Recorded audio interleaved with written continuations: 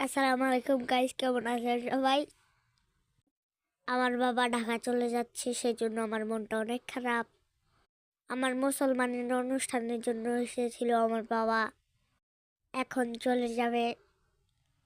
আমি আমার বাবার কোলে উঠে গেলাম, এখন কোল থেকে নেমে গেছি আমার ঘরের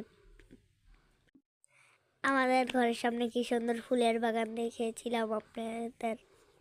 আমার বাবা কাকুদের কাছে বলে আসতে গিয়েছে। এই ফাঁকে আমি বাড়ির ভিডিওটা করে নিচ্ছি। দেখতে পাচ্ছেন হাঁস গেলেই পানিতে নেমে যাবে।